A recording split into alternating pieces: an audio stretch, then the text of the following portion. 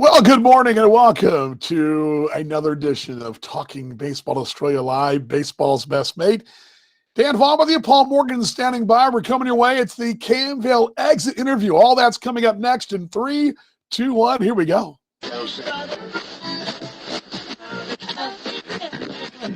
It's Talking Baseball Australia. It's baseball updates you'll really love. The MLB and ABL news you want. With Paul Morgan and Dan Vaughn. It's baseball's best mate all year round. From the batter's box to the mound. It is baseball's best mate all year round. We're out of dry dock, partner. We're dusting ourselves off. We're in North American spring training mode. We're pitchers and catchers reported. We've got spring training baseball, and we've got Talking Baseball Australia Live. How are you doing, mate? Paul Morgan with you. Dan Vaughn right here. Yes. All in Australia. How you doing, bud?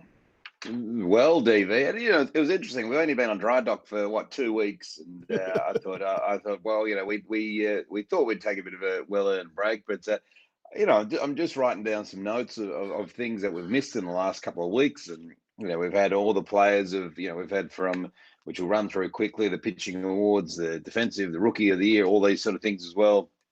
The headlines, of course.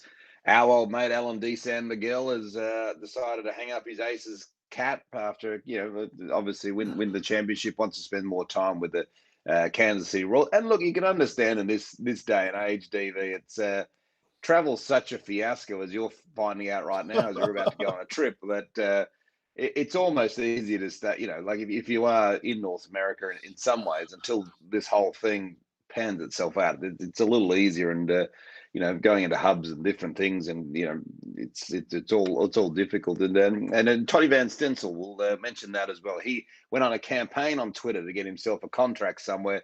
He signed in Mexico. Did Todd? So he'll be going to Mexico, and I think also Dylan Unsworth off to Mexico as well. So a few of those players down in Mexico. But DV, it was again a big week in baseball.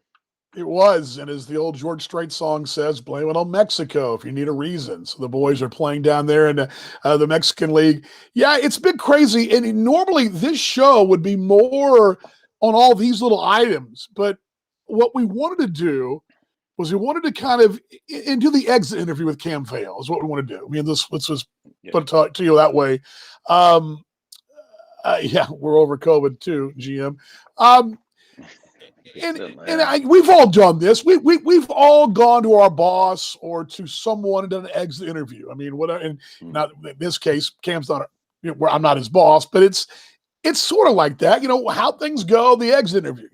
Or it's the old review, and I kind of had some fun with that, just talking to him a little bit. But it's long. I'm going to warn you guys, it's long. So we're going to get to it in a moment. We originally were going to have the interview first and then chat about it, but we had a few things to get to first. But we'd normally be talking about D. San Miguel and about all the different awards, because those are all very big things for our game.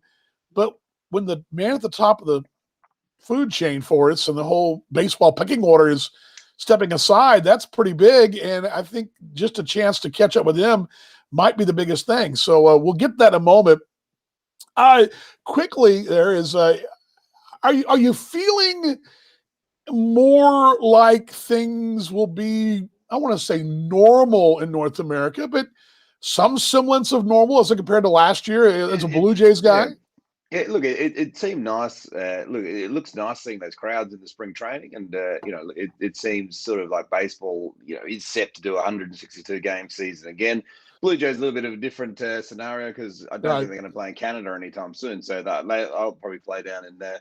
A bit like the Toronto Raptors in the NBA basketball, they'll play down as the Tampa Bay Raptors at the moment. But yeah, like it seems like we're ticking there. But I don't know, DV, and like I know with GM as well with the COVID comment there as well. I mean, it feels like our your world is no bigger than 5 kilometers, 5 miles, call it what you want. It feels like, for the last year, it's just, like I look at kind of spring training and go, boy, it'd be nice to hop on a plane, wouldn't it? And just get over there and watch some game. But it's just like, yeah, it feels like we're just all hemmed into the same 5 miles.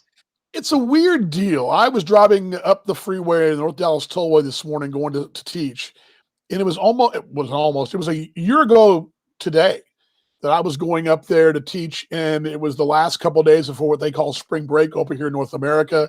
The kids were going crazy, bouncing off the walls. It was the last classroom that those kids had until the fall. They missed all of March, they missed all of April, all of May, all the summer. They didn't go back to school till end of September. And it's crazy to think back at this time last year, Major League Baseball spring training was going on. You had minor leaguers reporting. Some of minor leaguers were on their way. For example, I believe it's Jess Williams was on his way. He and Alex Hall were both in Sydney about to board their flight to North America, and they were said, "Well, no reason to come, guys. There's no spring training." That's all been a year ago. The NBA shut down, and now we fast forward a year. And what's crazy about this whole thing, partner, depends on where you're at. For example, I'm in Texas. We went mask-free yesterday, and now, of course, people are still wearing them, but it's not mandatory anymore. It's all based upon the business in each county. The Texas Rangers, for example, are going to have 100% capacity in April. They just announced that 2 days ago. But you've also got places, Kansas City being one, that right now the Royals won't have fans on opening day, April 1st. You've got cities like that. You've got a real mix. But I think the good news is, and not to be political about it, you're starting to see the light at the end of the tunnel. Now, how that looks each city is going to be different, but I feel like at least by July, we should have pretty normal baseball. Don't you feel that way? Yeah, I do, I think it's. I think what you're seeing now is, I think you see a trend globally where people are going. Like we have been for, as you say, 12 months. It's basically. I remember it was about bang on 12 months where we walked out of our office and we thought to ourselves, "Oh, we'll be back shortly." But there are some businesses that still have never returned to their office 12 months later, and it's just. But I get the feeling globally, like, the dialogue has sort of changed now to, right, well, we just need to get on with it now. We just need to go back to life as the way it was. And look, with the rollout of the vaccine and things like that, there definitely seems to be, a light at the end of the tunnel. But look, it's encouraging to see, it just was nice to watch a couple of spring training games and see fans there. I mean, it was just really. It was almost like, it's almost like, as you say, it's like that sort of faint hope in the distance when you sort of see fans at games. And and hopefully in 12 months, DV, we're talking about, maybe we're talking about this live in Texas. Who knows? But hopefully we hope so. We hope so. Yeah, we hope so. There'd be plenty of good things. But one more thing too. I want. Go ahead. I'm sorry. Go ahead. No, that was all I was going to say. That was pretty much it for me. I do want to stop down and make a personal note, and we were talking about this when we went on the air. You want to start with that? Just before we get in the interview, I think that's good friend of the show, Tristan Thompson, who was also the Perth photographer as well, game day photographer.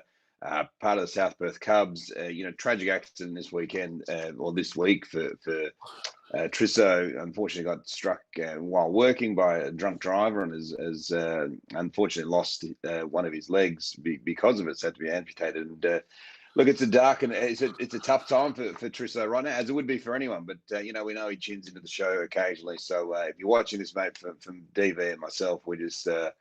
We're pulling for you and wish you nothing but the best. No one can imagine what you're going through, but at the same time, we've always supported us, and you've watched us and tuned in, and always, he's always got something nice to say about the show. Absolutely. And what we do at the stadium every week. So it's gut wrenching, but we wish nothing but the best. I will add too. He's a passionate fella. Our game in Australia is full of passionate people that we couldn't survive without them.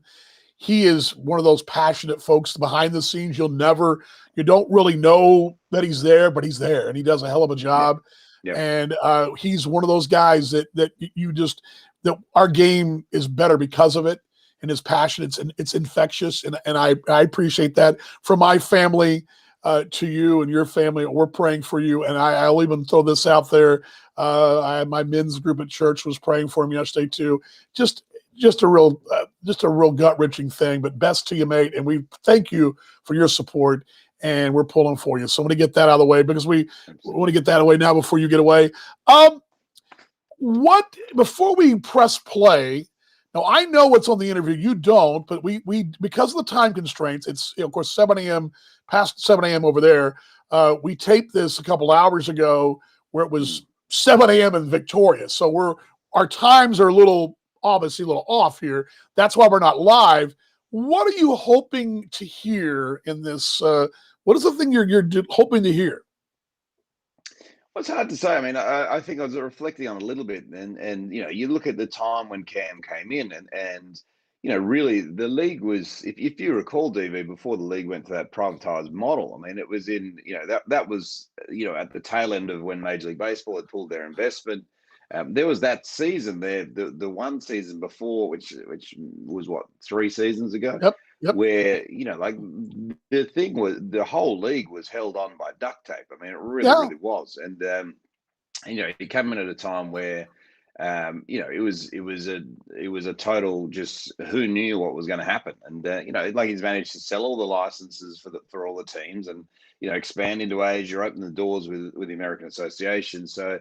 Look, I think Cam's job, and his job's done. And I think, like a lot of the time, it's I don't know, it's a little like a running back or something. DV. Sometimes it's one guy's job just to get 60 yards down the field, not necessarily score the touchdown to get to the end. And I think that's what he's done. I think he's kind of got down to the field, but I think it's probably, in all that effort, it's probably time now.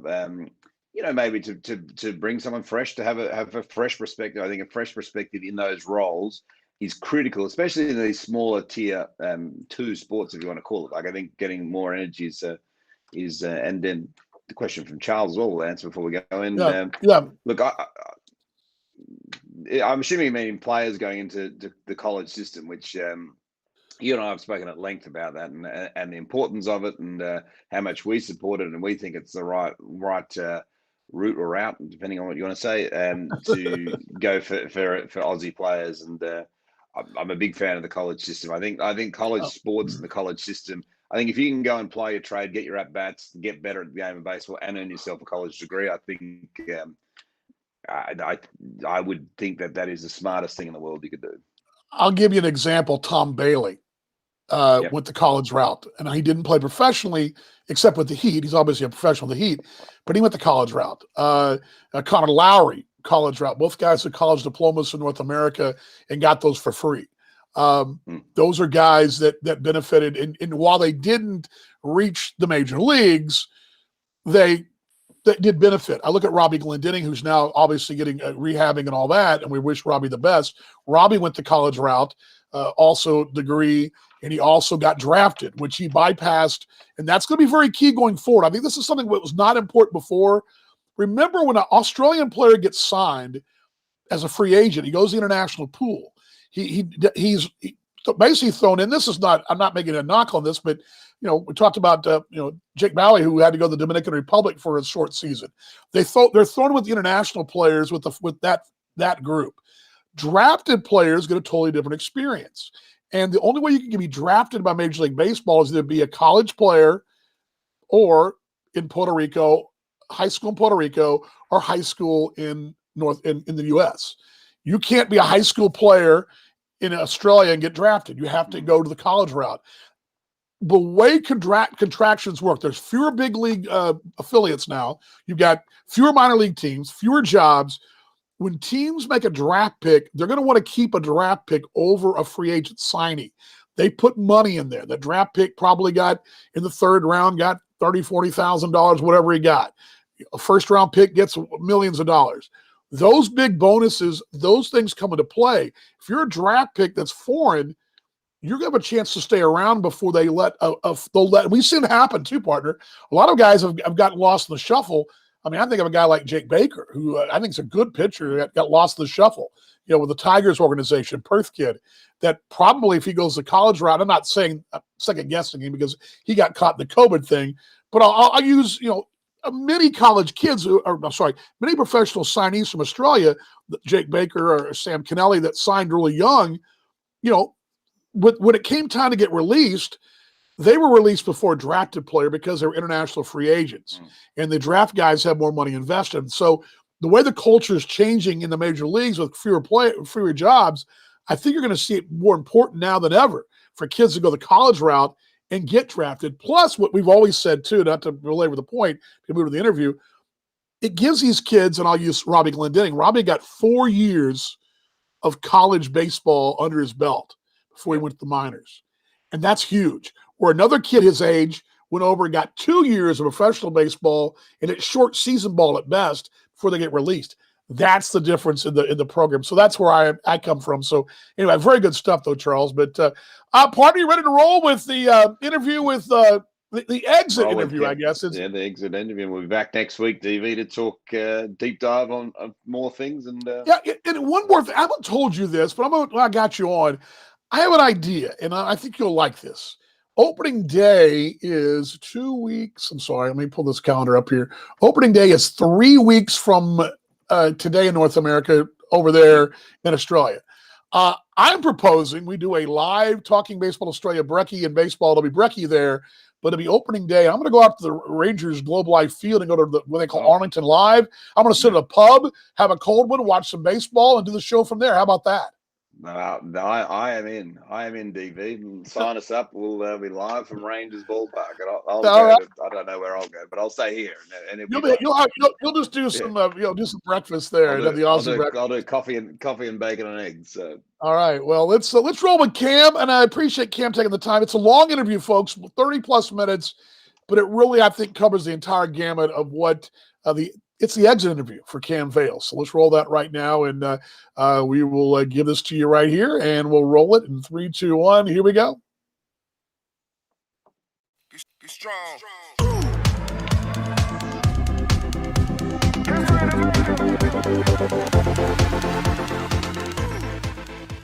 Welcome back to Talking Baseball Australia Live, baseball's best mate, and here he is.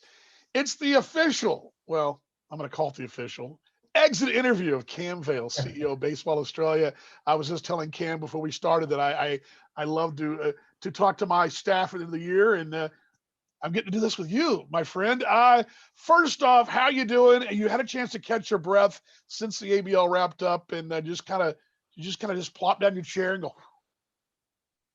There was definitely a moment of that, I think, a day or two after the finals. But look, it has. It's definitely been a chance to catch my breath. I think everyone who's been involved this year would have had moments like that, where we were, very intense and very in daily, sometimes hourly communication with each other. And I think it's normal at the end of any season. I think in any sport where you do that, but certainly this year, there's no doubt that we've had a few weeks now. It seems like months. It's the crazy thing with time, right? Like you're in season and everything's going hour by hour, and now it seems the ABL season ended months ago, when it is literally 4 weeks or whatever it is. So it's very sense of satisfaction too, and a bit of pride, dare I say it, for not just personal pride, but collective pride that a group of teams and stakeholders and people and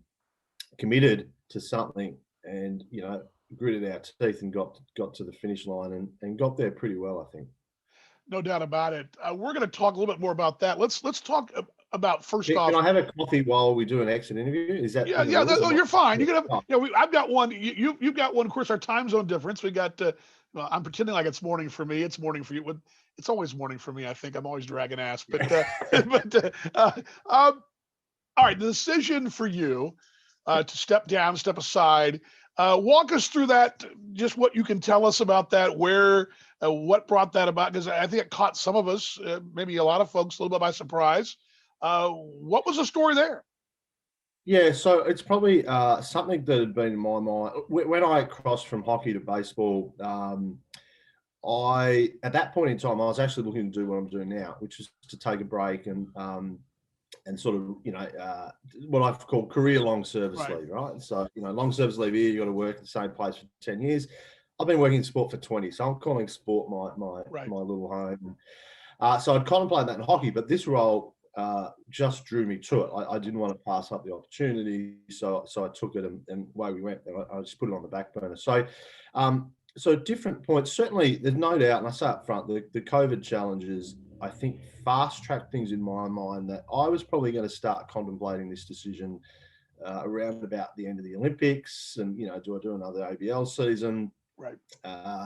Or did I stay a lot longer and take a break in the job itself? So I've got a great board, very supportive president, so the option of maybe taking a few months off and then sort of coming back and rejuvenated was an option. But I think for me, the sort of as we led into the ABL season, I thought, I've got to put every effort into getting everyone through.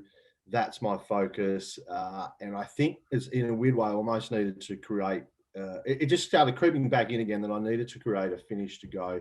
I don't think I'll be ready for the post ABL piece. And in the Baseball Australia business model and world and what we do, there's some big bits coming up that are incredibly important. We've got a big project around baseball in Australia, so a real holistic look at the sport, that if I was a fresh new person coming in, it would be the most exciting part of the role. But for me, it was a sense of, I don't know if I've got the energy to do that work, and that work is so critical to where we're headed. I can't dial it in. I can't delegate it. And all these sort of different factors start weighing on your mind, and it's like, what, I think the time is right to, what I've said is to hand the baton on to the next person. So it's a relay race. There's not a finish line of where baseball in this country can get to. That's, it's the growth, the opportunities, they're all there, right? It's all exciting stuff, which makes it hard to leave, because then you go, well, can I be that person? Am I thinking this through properly? Can I do something different to I said, do I go to the board and say, hey, give me 12 months off and I'll come back? But yeah, I made the call that it's the right time for me, but it's also the right time for the sport, that as I said, I can hand that baton on to somebody who can run with it hard and do, hopefully, not what I've done, but more the energy that you need, I think, in these roles to take it forward. Yeah, one thing that Paul, he couldn't join us because it's so early for him, but he'll be joining us from the back end when we come out of this thing. He was asking me, and I would ask you, there's a job opening there. You know what it takes to fill those job shoes. Do you have any ideal candidates? Is there anybody you'd say, man, that's the right person for this job? I mean, no one knows the role better than you. Who do you think should take your spot? Yeah, it's a good question. I think there's a lot of good candidates out there. I mean, the first thing is, and I've had candidates reach out to me, and which is great. And I think for me, as I've said to them, one person in particular said, well, would you recommend the role? And my instinctive answer is 100% yes. I said, I'm not leaving for a particular negative. That it's very much a personal decision around a career break. And I said, I genuinely thought long and hard about how this break could be done, and I stay in the role. So I said, there was, in all best intentions, staying and continuing was where I wanted to be. So I'd recommend it to anyone. So the ideal candidate, hopefully, I think for what I do when I come into certain positions, can be to bring a new perspective as an outsider, so to speak. I feel like I'm a baseball person now, right? So I say that from where I was 4 years ago. So hopefully it means that the next candidate, and this will sound a bit of a cliche, is really the best person, because you could have someone like me that's maybe a sports administrator that has done other things that comes in, but you could also have a very strong baseball person take over the role now. I think what hopefully, one of the things that can come from this is that the best person, no matter what their background, will be appointed. So they've clearly got to have the experience to do the job. I'm a big believer that, sports administration is a career. So it doesn't mean you can't pick people from outside of sport, but if it was, they would, I think, have to have a very, strong connection to the sport. So an ex-player that has, had a corporate career somewhere would be a great option. There's some really good people inside the sport. And dare I say it, as I said, with some of the contacts I've had, there's some really good sports administrators that now see this role as a great role. They did make me have a bit of a moment where even as I'm telling them how good the role is, they go, and so you really are leaving, right? So, so I think, obviously it'll be a decision by the board, but the board will absolutely go, here's the PD, but in essence, the job's wide open. So I honestly think that it's and even longevity, does the next person, you always want someone to at least, I think, go through a contract cycle, which would normally be about 3 years. So, but whether they're a 10-year CEO for this job or another 4 to 5 year out like myself, I think it's the good thing is just to appoint the best person. If there were, and I've probably been too broad. So if I was going to be narrower, I'd say growing the ABL is still a critical piece. So experience around leagues, I think, would be a huge asset.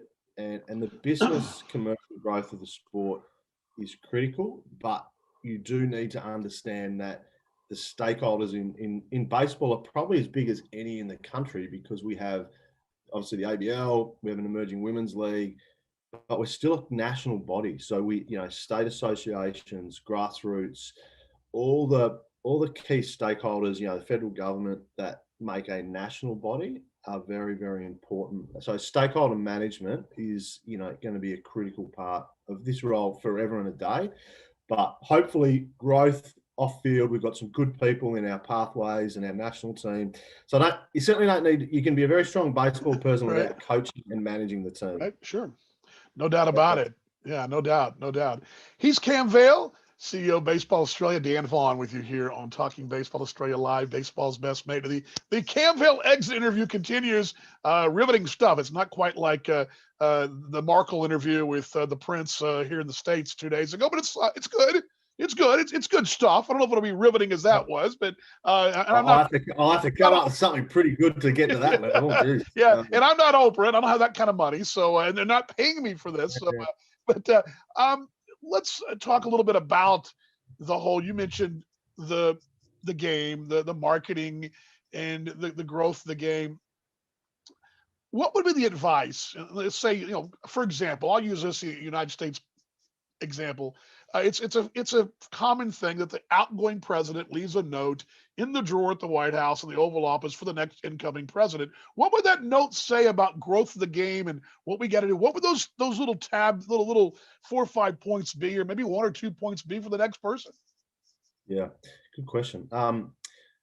We have a lot of really good moving parts in the sport at the moment. So one of the main things now is to get these different moving parts aligned in the direction that the sport wants to go. So both ABL and non-ABL. And so I probably wouldn't include them all in the note, but there'd be another document that would say what all the ABL, women's baseball, T-ball, baseball 5, a lot of good things. But the note would largely focus on growth. I'll have the word growth and go that this sport, we've had really good growth.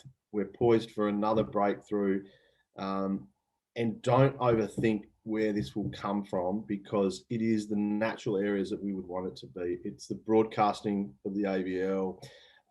It is empowering our grassroots clubs to grow the game at a local end. And again, I said this last night to somebody, it's these moving parts of trying now to, in a weird way, to slow it and now and have it focused in the aligned direction. And so for me, growth would be on that note that the sport can really grow in a participation sense, and it can grow from a exposure point of view. And I know, sometimes people think that I'm more ABL CEO than BA CEO. And it's like there's one job and there's all these different things you do. Right. The ABL is one of the very important parts, but it is poised for more growth. We've got a great asset that is different to the other sports. And maybe that's the other part. I'd say the growth and recognize the differences that are to our advantage as a sport. That would be, as I think out loud about your question, that would be, I think my answer is that there is differences in our sport that are our strength. Run with them, don't hide from them, exploit them more, take them further than what I did. That's important. Like the answers are inside the sport too. Sure. That's the other key part now. I think we as a sport can take it forward without any. You don't need a grand wizard CEO. You don't need a magical consultant to come in. Right. Bits and pieces. External people are always helpful. Don't get me wrong, but the answers are inside the sport. The sport is ready for more growth. And I think that's what I would really focus on. Paul and I have talked. We're just talking Baseball Australia Live, baseball's best mate, Dan Vaughn and Cam Vale with you here. Paul and I have talked about this, and great work this year on the broadcast side of things, because we're broadcast folks. But from my angle, what we've talked about, and I think we've been very vocal about this, is that we really believe that we've got to grow the game domestically. That it's great to have eyeballs watching us in Korea and in North America and all that, but we've got to grow the game in Australia. There seems to be a little bit of and maybe I'm misreading this, there's a faction that wants to grow it outside in, and some folks want to grow it domestically out. Where do you sit with that? What would you like to see going forward? Because I do. This year you guys grew it outside in. Would you want to grow it inside back out again? I think it's definitely still the growth outside in, as in the model is, we've seen what worked quite well with the US this year. We've seen it with Korea, and there's the potential of, we've talked about with Japan and Taiwan. So why they're important is they're a point of difference for us to other domestic leagues. So as I get back to that point of difference, that's our strength. We shouldn't hide from the fact that baseball is an international sport. I mean, soccer, football talk about that all the time for them, as they should. Right. But so should we, right? Like there's not, we're a big global sport in our own right. So that's important, but we don't exist for that market. We exist for the Australian market. We just need to leverage that. And again, it's being a bit cliched, but it is the commercial and the business returns from what can occur from that to drive the game back in Australia. And that also includes, Australian players playing in the competition, where teams are set up. As most people know, I'm very big that this league can continue to expand and go to other locations in Australia that maybe don't have professional teams in sporting leagues. So at the end of the day, it's like the driver is a lot of the external growth, but the KPI is as much the Australian numbers. Right. And we saw with Fox this year, in particular in KO, they were very keen on our content. They've been a very happy partner with us. So as a KPI, they are the key group to grow, and they are a key financial contributor too. So supporting and driving that, or if it was an alternative, but the Australian domestic partner is the KPI. It just happens to be that cut through is still, and that's where it moves the needle for us with other partners. So federal and state governments, we had more state government support this year than ever before by a significant margin. Right. And a lot of that is baseball, but there's no doubt that international asset that we offer is part of the conversation with partners like that. Two-part question, and I'm going to start with the I guess the darker side of it. Regrets. Is there anything that you look back on your time, whether it be recently or this time, this whole 4 years, that you'd like to maybe say that was probably not the best move of mine? I think that'll be part of my my break, and I'm not going to dodge a question because I'm going to answer it. I know you will. I think that's almost a holistic thing. As I look at even just my style and other things. I think for me, certainly there's probably two regrets in some ways that sort of jump up that I would have liked to have achieved. The participation part of the sport is something that I wanted. This last 12 months was probably going to be, I was going to be less, still focused on the ABL and what we were doing. But if you take out all the COVID time I spent on the ABL, that was meant to be spent on tackling participation and this baseball in Australia piece. How do we get everyone aligned? All the stuff I'm about to hand over. And in a weird way, that has been probably why things have changed for me, because if I had done that, I would have been committed to seeing it through. Obviously, I wouldn't have had the COVID challenges and right. As a sport. So for me, participation is one that I wish I could have put more time as CEO into and had a more tangible outcome, rather than really, well, we're holding our own and it's not going backwards, but it's not going forwards. And the second one for me is, I've really missed not having the national team play. Every sport I've worked in, as much as I'm a business CEO, if you want to cliche me, the thing that drives me the most is seeing, certainly in the last role, but even when I was in football clubs, is your performance of the team that you're working for, and Right. so not having one of my highlights was the Premier 12, and one of my Yeah. disappointments has been not having more content created for the national team, and maybe not being as connected to the national team. David Nielsen and I got a fantastic relationship, and I really love all the time I've spent with him and the like. But being around the national players a bit more, I think would have been something that if I could have projected how things were going to go, I would have tried to get back in that time capsule and maybe done a few things differently. I don't know what, but they're the two things that I Right. sort of wish. It's almost like I wish could have been done, better or differently. But I don't really have any regrets on decisions, or Right. there's not one here or there Sure. that you sort of go, Melbourne Aces ownership. Brett Ralph was always the guy. Should have been the guy. We should have got to that point sooner rather than later. We didn't, but we got there in the end, right? So that's an example of and then there's other. You make Sure. decisions of picking this, and I should have picked Right. that, but Right. they're not regrets because you don't. You always make. You make. If you're a CEO, you got to make decisions. So Sure.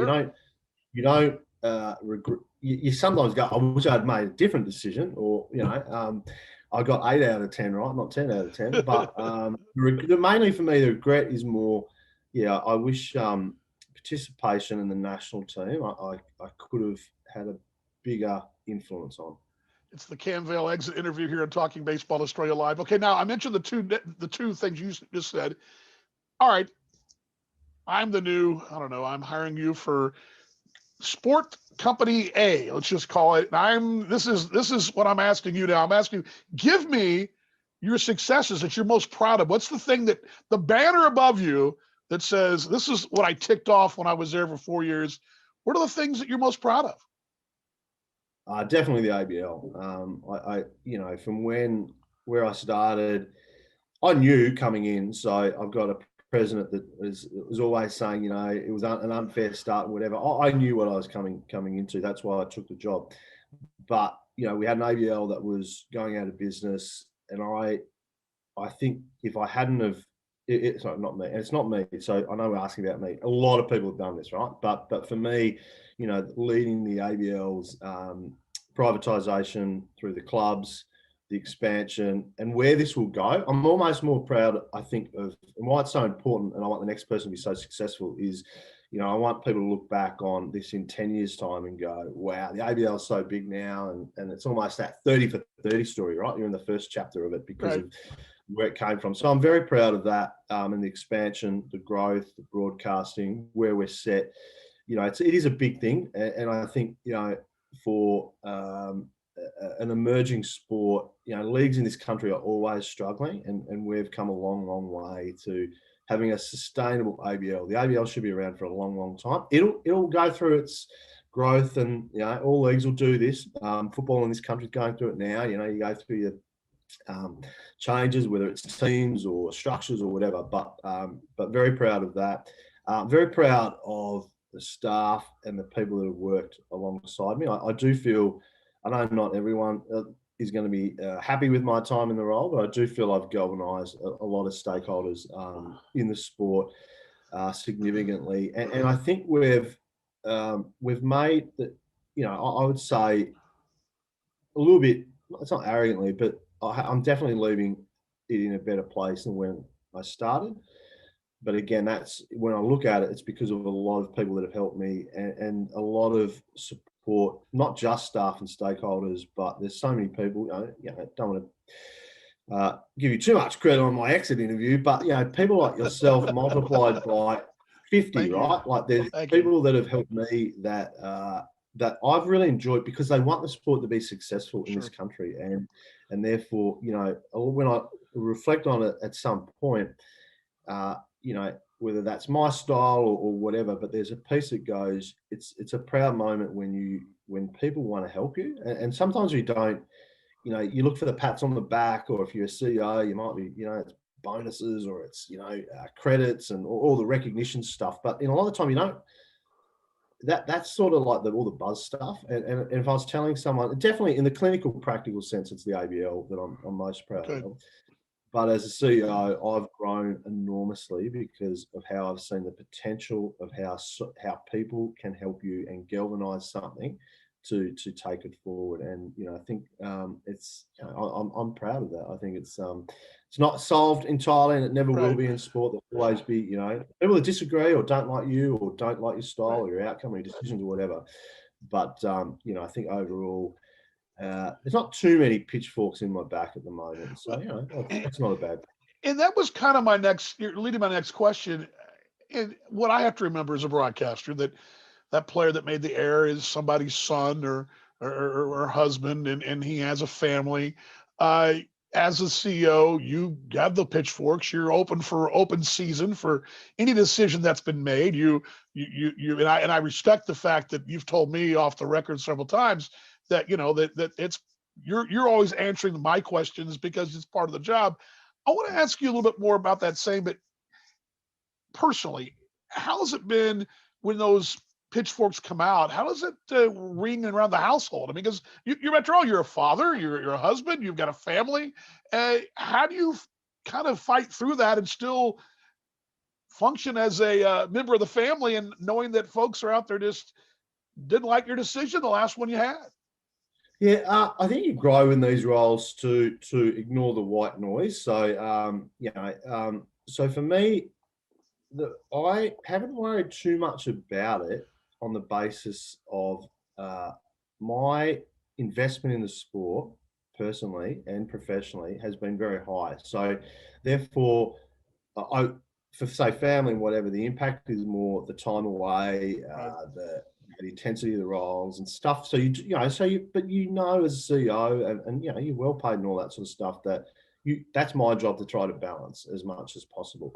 But as far as when issues come up and people aren't happy or don't like, in this role, I've probably not thought about it more. Because I've matured more. Second time as CEO, so you learn to live with it to a degree. But I've got to say, the key to the answer for me is my passion that I have developed for the sport has meant I know I'm doing everything for the betterment of the sport. I'm getting paid, and I'm doing it I'm a paid employee, but there's no, I don't have a second agenda. I'm not trying to use this as a stepping stone for something else or something different in the sport.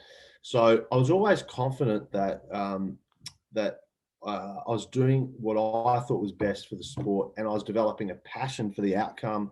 So the passion was overriding the criticism.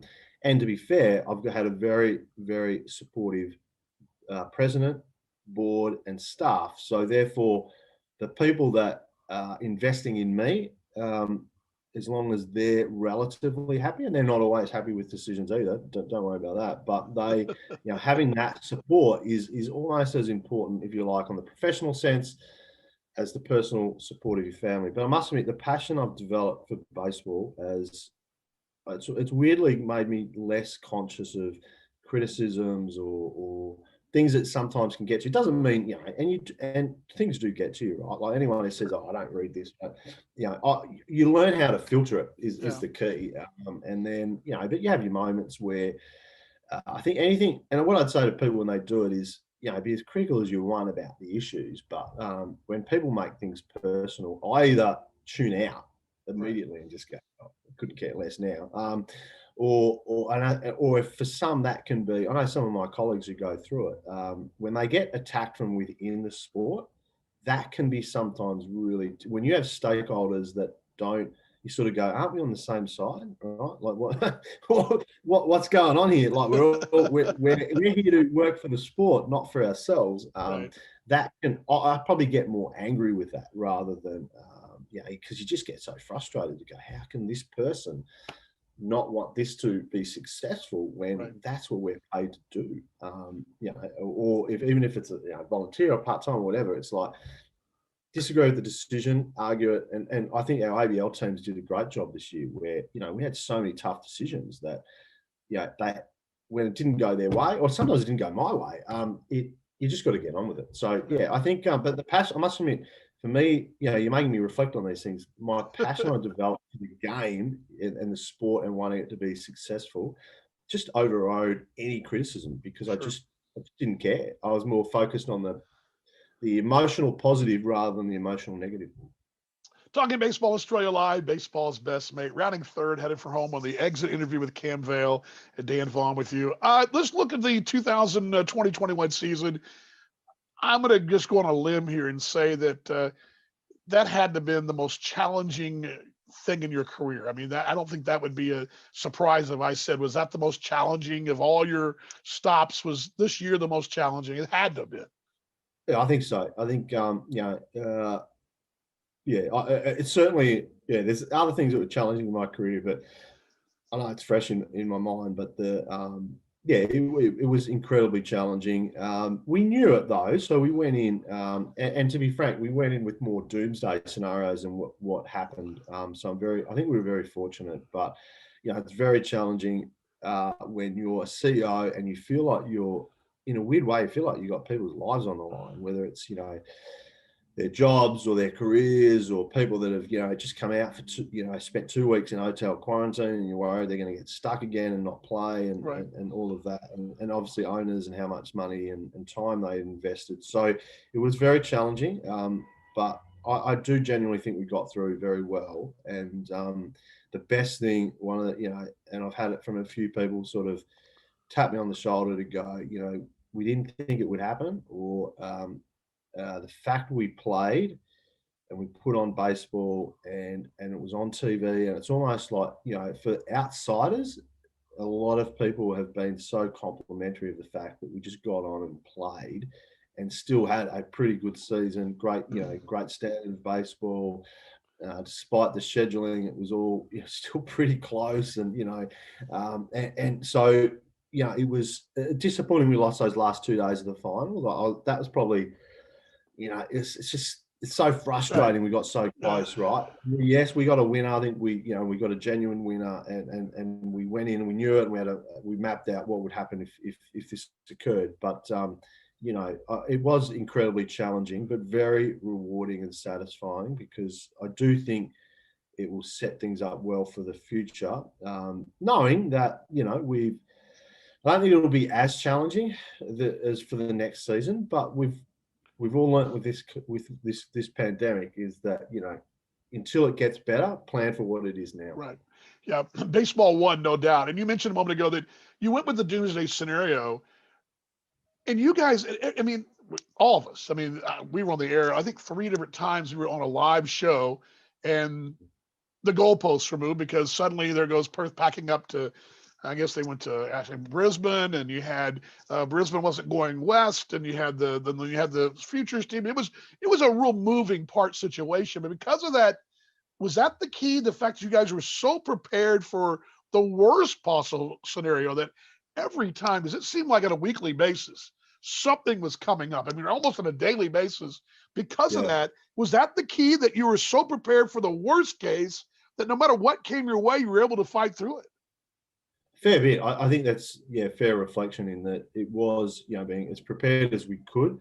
So the joking around 150 schedules and all the craziness we went through, there was almost an inbuilt part of us that was prepared for anything, knowing we didn't want certain things to happen, and we were frustrated when certain things happened, but there was no indecisiveness when it came to decisions. What I was super impressed with, particularly with the teams, was getting on with what we had to do no matter what. And yes, I think we were prepared. We didn't have every scenario mapped out, but we were prepared for the environment we were entering, and therefore that made a huge difference. Cam Vale with us here on Talking Baseball Australia Live. Just a couple more things. Are you worried financially about the teams as a collective? I know certain teams are better off than others, and I don't want you necessarily to speculate on or tell us that, but as a collective, that was the kick in the shorts this year financially.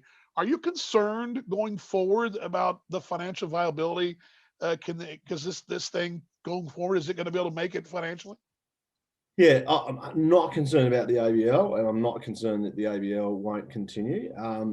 I think it's definitely been, again, teams were prepared for this, but being prepared for it and working through the challenges of this season are going to be, still tough, mainly because we're a league that's still, really in its third year of this privatisation model. I'm very confident, though, that that we will get through. The teams will get through. But I think, like anything, that will there be change of ownerships or today or in 12 months or 3 years time or whatever. I think that's a natural thing, just because people's circumstances change. So, and therefore people's circumstances through this COVID period might have changed more than what they had anticipated. So, or a bit like me, might bring forward a decision where someone wanted to, exit at year 5 and they exit at year 4. So, no, I'm very confident on the structure we've got. I think expansion's still an option, and the interest around wanting to enter the ABL with either a new team or being part of an existing team is still pretty high. So, so therefore, I think there will be solutions. If there are changes, there will be solutions. But there's no doubt, would we want to go through a second year like this financially? No, we wouldn't. There's some great lessons that have been learned this year that will set teams up better for the future. But do teams want to go through a equivalent COVID year again? I would suspect the answer is no. Now, that doesn't mean we don't play. That just then means, all right, well, we don't want to do that again. We have to do something different. But, I think I'm very confident that it's well set up, knowing that, COVID has impacted a lot of people. I said, I can't, my own personal circumstance, right? It's brought forward a decision I think that I probably wasn't going to make. So I'd be silly if I said there wouldn't be, difficulties or challenges that teams would be going through, that maybe that they have a different perspective on what's next. What's next for you? I mean, you're setting things up for whoever comes in to fill your shoes, but what are you going to do then? You're going to go fishing? You're going to go take up golf, or I actually play? What? You're going to find a new hobby? What are you going to do? I mean, you're going to have some time on your hands. What are you going to do? Send out CVs? What? Well, no, I'm going to try and I definitely got to try and have this break. Otherwise, why have I left a good job to rush into the next one? So I'm looking at probably 3 or 4 months off. I'll be back. I need to work. I want to work. So, I'll be back somewhere somehow. It'd be great to stay connected to baseball, but it's pretty hard when, being the CEO and then sort of, well, what's next? But from a personal side of things, certainly, tennis is a sport I used to play a lot. So I might start to use the social media to, see anyone else out there taking a career break that wants to play tennis in the middle of the day, right? So golf's not for me. I do like golf, but there's something in the hand-eye coordination there that's just working. And I've got a little property in regional Victoria that we've got. I like to go a bit yabbing. I don't know if you know what that is, Dan. Yeah, it's crawfish. Mud bugs we call them.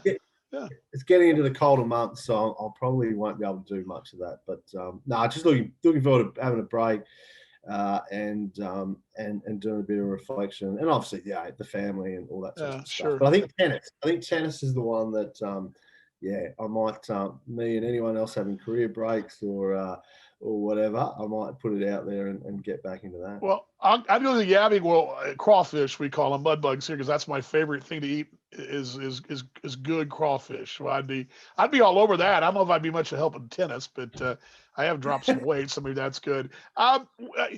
Let's wrap it up here. I've got to go to the airport soon. Let's wrap it up. Let's wrap it up here. I remember meeting you at the ballpark in Perth, 4 years ago, and I remember this guy, hockey guy, and I was like, oh, hockey guy, and you proved your worth more beyond than I think any hockey guy would have. You did a great job.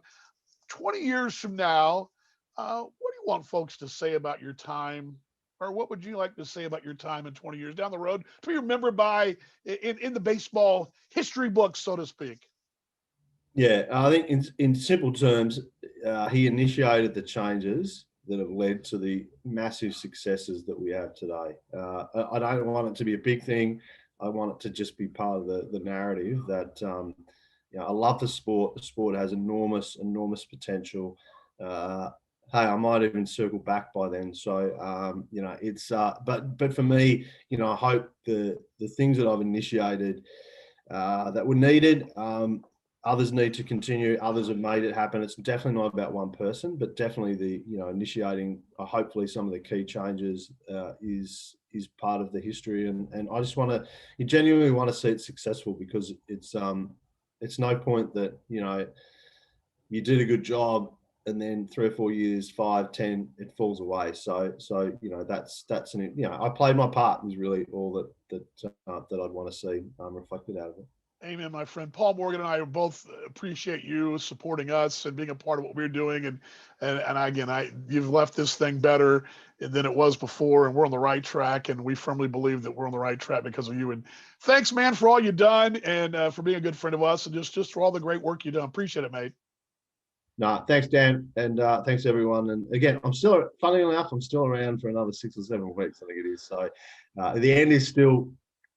I'm not ready to put the tennis tweet out yet. So, check in again in another month. Well, good. I got some time to work on my backhand and my forehand then. So I can, when I get over there, I take you up on I'll give it a shot, I guess. I don't know. Appreciate you, mate. Thanks. Be strong.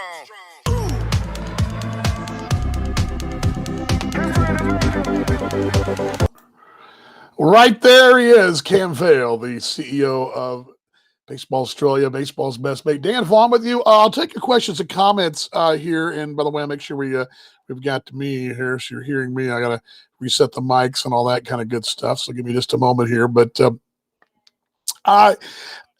really, it was long. I wrote some notes down here, and I want to I'll give you guys a chance to respond as well. Thank you, Brian. Appreciate it. Very, very kind words too. I wrote a few things down here, and in no particular order. And I guess just to kind of what I took from it in general. And, you really couldn't. There's a lot more we could have probably talked about, but I know there's probably a question you guys want to ask as well. I'm actually double checking my audio here. There we go. There we go. I'm going to bring that down just a tad, a little hot, the audio. Appreciate it, Brian, though. I probably could have asked in hindsight, particularly the New Zealand issue from last year, but I think Cam, he didn't single it out, but he did mention basically by saying, there are decisions, and when you're in a position of leadership, being a manager in the field, I think of the guy writing the lineup card, the guy who gets the sign to do the hit and run and it fails or whatever, the pickoff throw that goes awry. When you're a CEO of a company, whether it be Fortune 500 or just the local bank, you're going to make decisions that are good and bad. And I think Cam realizes that. And I don't think he was telling us anything particular. I think he just basically said, not everybody's going to agree with what he had to say and what he did, but he was very transparent with it. He was very clear that he didn't always, not everybody agree with what he did, and that's fine. And you're going to make mistakes. There's no one person in this business and any business who was perfect. No one. Only one person, as far as I'm concerned, that are perfect. And so you're going to make mistakes. I think he's comfortable with that. And I don't think specifically, maybe my only regret was I didn't ask him that question necessarily. Hey, what about that situation? But I think you have to look also at the bigger picture of last year. Constantly things were changing. I mean, it was like, and we talked about it on our show here. Every show, it seemed like something was changing. We were actually on the air and things were changing. So I took it from that. I also thought very interesting, I don't know if you guys caught this, very early on, he mentioned the energy. I think that probably COVID, and this has happened over different folks. I'll use the Kansas City Monarchs. The Monarchs are the Monarchs because of COVID. If it wasn't for COVID, they'd probably go to last seasons of T-Bones and just play the thing out. But COVID gave them a chance to reset. Oftentimes, this whole year, the way things have been wheels off with the restrictions and the challenges, and I think that really had a play in it because he really had to put a lot into that. I don't think people realize what really went into getting this thing off the ground and keeping it up to the final day. Yes, it wasn't a post-game series, but it was a one game and done, but you got there. And a lot of things, a lot of stress, a lot of late hours, a lot of financial juggling, a lot of things went into it. And I think he mentioned the energy with the new things ahead. Cam has been very big about talking about expansion. He's talked about over the years I think that's very much on the front burner. It's going to be happening sooner than later. I would think probably if not next year, the year after, but I think you'll see announcements being made before he goes away or maybe shortly after that of some possible expansion possibilities, probably for 22-23. I think there's a lot of energy there, and I think Cam realizes that we need maybe that fresh injection of adrenaline for those next projects. He's got the pins set up for you, right? They're all there. You just got to knock them down now. So I took that as well. Best person would be ideal. He kind of talked about the ideal person would be the best person, that's clearly obvious, but I think he wants to see a strong baseball person. I think he came from an outside perspective, brought in a broad sport perspective. I think he's got it set up now. A baseball person would be a plus. I took that from him as well. I like the advice about growth, the advice. And Paul was talking about this earlier. This thing 4 years ago was on life support. I mean, you had the Baseball Australia was having to keep this thing afloat. The state bodies are having to keep this thing afloat. The state bodies in Australia aren't in the business of running a professional baseball team. That's just not their job. Their job is to grow the grassroots level, grow the state teams, grow the youth programs, and grow them. They're not in charge of running a baseball league or a baseball team. And you had a lot of that going, and the league was basically propped up and trying to prop up with Baseball Australia money.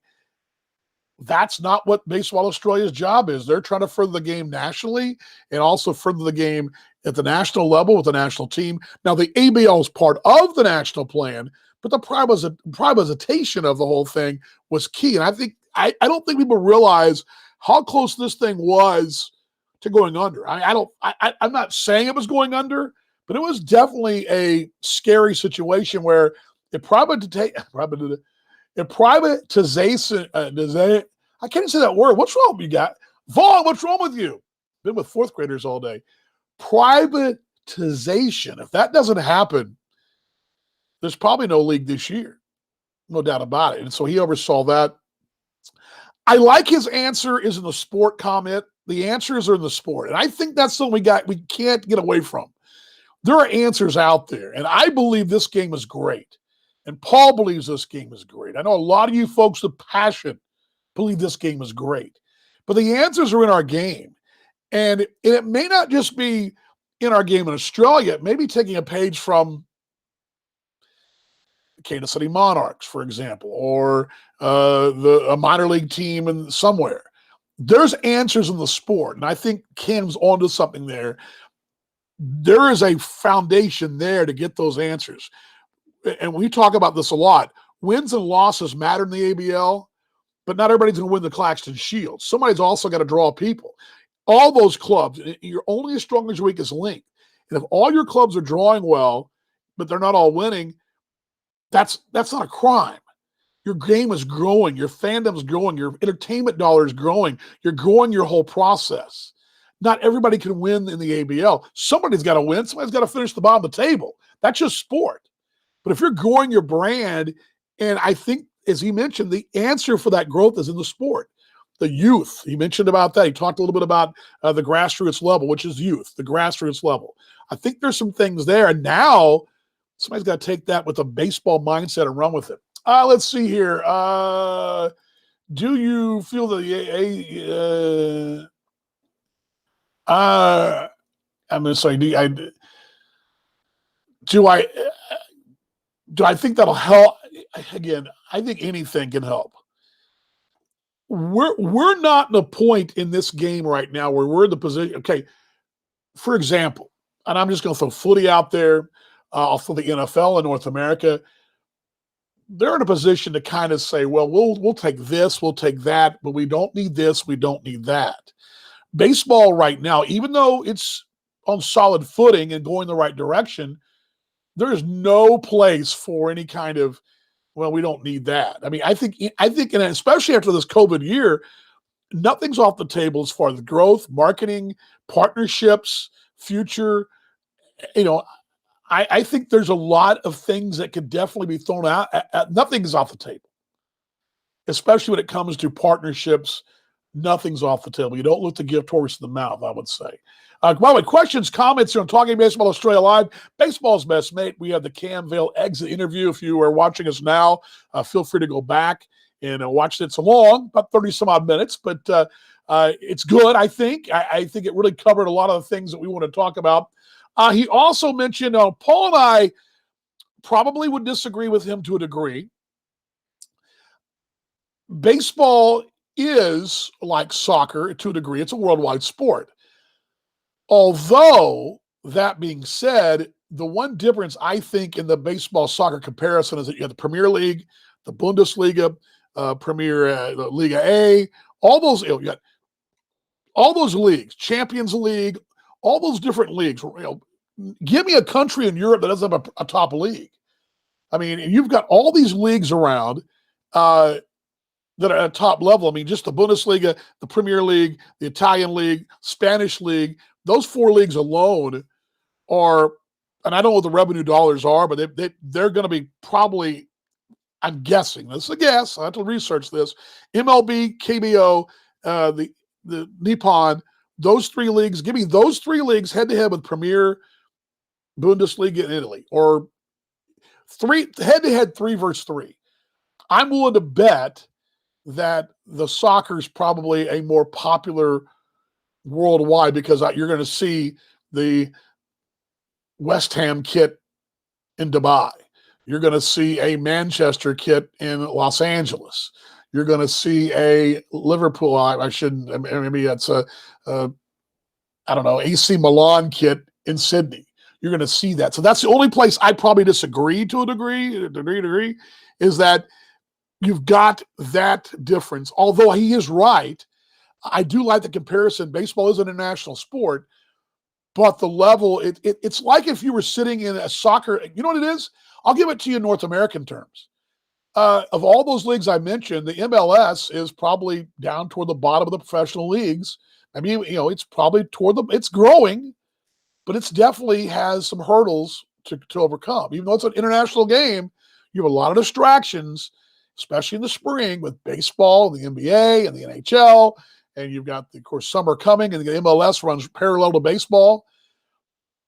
It's a very similar situation the MLS has been in, but they've slowly grown it. What the MLS has done is slowly grow it. And we can go on a long thing about that. But I think Paul and I, the global sport soccer comparison is good.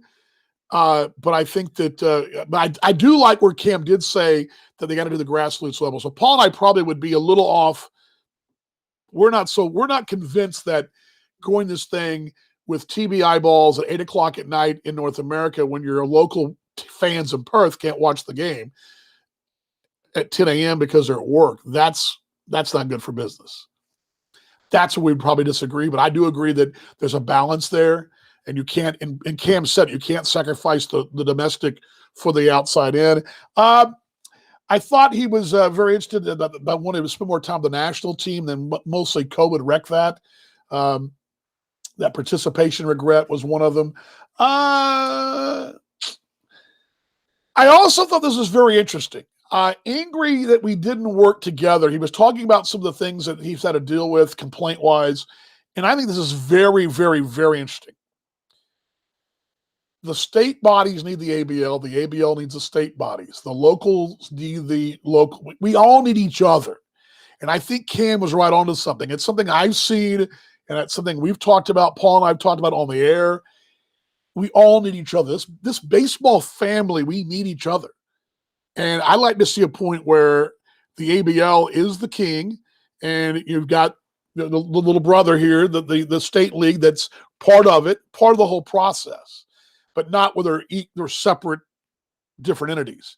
And I'd like to see more cooperation. The ABL is the top of the ladder. Everybody else is right. They all have their pecking order, but they're all one big thing.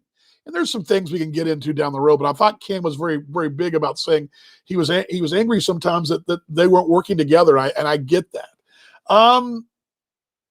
He's not concerned long term about the financial viability, but that could change, of course, as situations change. COVID changes, folks kind of reshuffle the deck a little bit and check their bank account and say, well, I'm not going to get reimbursed for that, so maybe I'm out. I think that he feels the league is financially okay. There may be some changes here and there, but that he thinks long term that it's going to be financially good. And he did say a second year of COVID would be pretty bad. I mean, we all can agree on that. A second year of that. Let's see here. Let's see here. Hi, I'm ready to move. How about a job lead at Premier Prep Boys School? Anybody want to hire an English teacher from the States who's very smart and have a doctorate shortly? Telling you, I'm okay, but she's the real superstar in this household. So Bob's saying, what can the American Association do to help? Very good point. And I'll give you something, Bob, I heard today. I was on a conference call with all the broadcasters from the American Association today, along with league commissioner and the league president, Josh Buchholz and Josh Rashab. One thing we talked about was those partnerships and leveraging the partnership, how to get the American Association in Australia and vice versa. That was something we did talk about, and that is something that's in the works. I think you're going to see it this year, and I know you're going to see it on Talking Baseball Australia.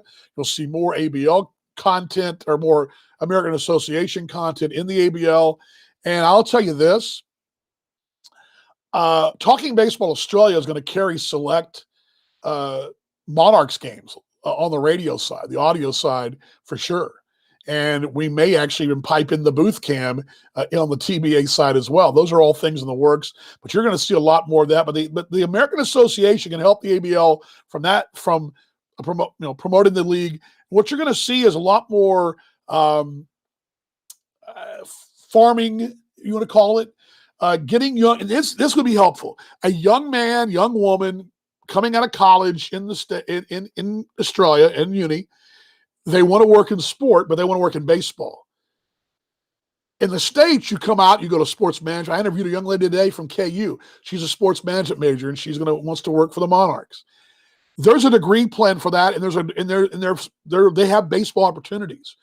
We need more baseball opportunities for the young men and women from Australia in North America to learn the front office, learn tickets, learn merch, learn those things. And I think the American Association would be a great place for that laboratory, because you don't have it only, you have a short season in the summertime in Australia, but if you have a whole U.S. season to work in the front office and take that knowledge back and become the future GMs and merch managers and future marketing directors and salespeople, because sales are going to drive this thing. If they know how to work the sales into baseball and the unique side that makes baseball, a different sport than footy or cricket or whatever, that's going to be huge. I think the reciprocal agreement, Bob, between the American Association and the Australian Baseball League will only help the ABL in the long run. So look for that down the road. I see a place in this thing, Bob, where you might even have your own Australian lab in the American Association or independent league. That's something that I firmly believe in. I know that Paul does too. So and that's what I got for you guys. Any questions and comments? Anything to wrap this thing up? I mean, I'm here. I'll take anything you guys have. Paul had to race off to the office, which we all get, and we told to get it. I appreciate his time. I think Paul feels fairly solid about it. I'll give the message he gave me. I asked him his thoughts, and he said he liked it. He said that he agreed with me that the outside in, though, that's something we were concerned about. Why would they have that as a focus and the KPI? And we're going to talk a little bit more about that our next show as well. So, but that's what we're going to get into.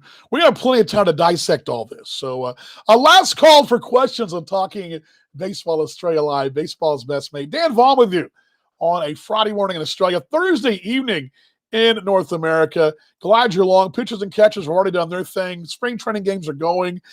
Coming up for y'all. Okay, here's what we got around the corner for you. We've got, and again, April 1st is opening day, which is a Thursday. Is that correct? Yes, Thursday. We're actually going to go on a little mini holiday that weekend, but that afternoon, I will be situated at a local watering hole at Globe Life Field. I will be doing a kind of sit down in the afternoon about this time. I'll be sitting there doing this show for just a short time, and we will be chatting about opening day. The Rangers actually open that afternoon in Kansas City, and we'll be just kind of, I want to get you guys the local atmosphere of opening day in Texas where they won't be wearing masks. So we're going to come your way for an hour show from Globe Life Field, a place called it's Arlington Live. It's a collection of pubs and restaurants right outside, right on the steps of the there of Globe Life Field. So a lot of kind words out there too. I appreciate you guys who have messaged me as well. Do appreciate that. So that'll be our next show coming up. Thank you very much, Phil. Appreciate it too as well, my friend. Again, Phil's a great example. Passion. All right. What this league, and I will close with this, and I think Paul agrees with me. What this league has set in front of them, Cam's put it out there for you. This league has passionate people. And we got to somehow take those passionate people, the Phil Herdens of the world, the Paul Morgans of the world, and put those people all together in one collective going forward. Because we get that passion going forward, this league, this game will be a top 6 game, 5 game in our country. It will be. I know it's not going to be footy, and I don't think it's going to be cricket. But I think it can be right up there and be exciting and be right there and be a game that people will spend their summer eve in Australia. And, oh, by the way, follow the game in North America. I believe that. The passion is what we have. I'm not saying footy doesn't have passion, but footy is the number 1 sport in Australia. Rugby's right up there with it, and so is the cricket. But those are all games that have been played there for years. People have been that's been embedded. It's like me in the NFL or college sport in North America. Texas Tech, my ring here, or the Dallas Cowboys, or the Kansas City Chiefs, or whoever. Those are things that we've lived with our whole lives. There are a lot of folks in Australia who only seen baseball on the telly or only seen it when they went to holiday in the States. But there's people that are passionate about it. They're going to help grow it, and that's what's going to help grow the game. That passion. So those folks, we're not resting on our laurels and going, oh, well, it's like me over here, following the Australian Baseball League. I have a passion for it. And people go, what? There's baseball in Australia? Well, yeah. That's that passion. We need more guys like Phil, more of those folks. But kind words all. Again, our show coming up it'll be, am I right about that? Is that 3 weeks' time? Because I'm going to be on holiday next week, so it'll be the 25th. I'm sorry. We're out of the country next week. My wife and I are, but then the 25th will come your way, and we'll start getting ramped up. We'll be basically our Major League preview show. Then on April 2nd in Australia, April 1st in North America, we'll come your way from Arlington to give you opening day feel as well. Can you do play-by-play cricket? I would try. I like going to the cricket, Bob. I love the Big Bash. I like watching the cricket. I do watch a lot online. I do follow it. I don't know if my style, well, you know what? I could probably pull it off. The one thing, Bob, for me would be the terminology that I could see me, there's certain cricket words I would need to kind of go through a cricket thesaurus, if you will, and do that. It's much like when I teach some of my young students who come to me in Kansas City who've never written a baseball story. They forget, they'll call the manager a coach. The manager's actually the manager. He's the head coach, but they'll call him coach. And there's certain words in cricket that I would probably need to be brushed up on, but I give it a shot. Why not, right? Why not, right? Last call, everybody. Again, thanks to Cam Vale for joining us here on the exit interview. I love this graphic. Do you guys like this? I think it's kind of cool. The exit interview. You guys get it? You get the play on words there, the exit interview. We're baseball's best, mate. We're talking baseball Australia. And of course, our show is live. We got a lot of good things coming to you as well. Paul and I got I've got the website basically ready to go when we're ready to go and get it rocking and rolling. We're going to be covering this U.S. season. By the way, we'll move our show. I will give you this note too for down the road when the U.S. season gets going full bore. I believe we're going to move the show to Mondays because my off days are dang nearly always on Monday. So it'll be Monday in the States, Tuesday over there in Australia, but we're still working through that at the moment, but that's what we're going to be doing. Looking forward to that. Again, thanks to Cam Vale for joining us for the Eggs interview. We're in a much better place because of him. and I tip my cap and I thank him for being a part of what we've been doing and championing us. Thank you very much for that. My broadcast partner, Paul Morgan, he's the best. Miss you, mate. And look forward to seeing him in 2 weeks' time as well. Of course, all you folks who join us in the chat worldwide, thank you as well. You guys, I'm telling you, passion.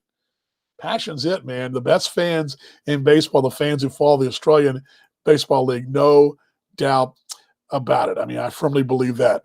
Okay, let's be better tomorrow or today. Let's continue to get better. Let's be better fans tomorrow we were today.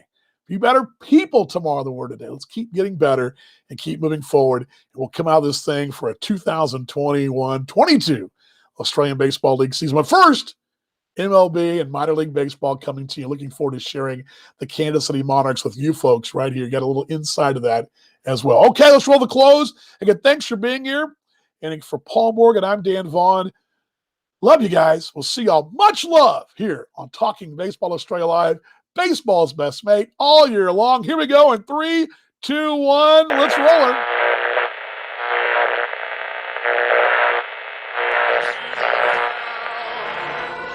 Buy me some peanuts and cracker jacks. I don't care if I ever get back for its root. Root, root, for the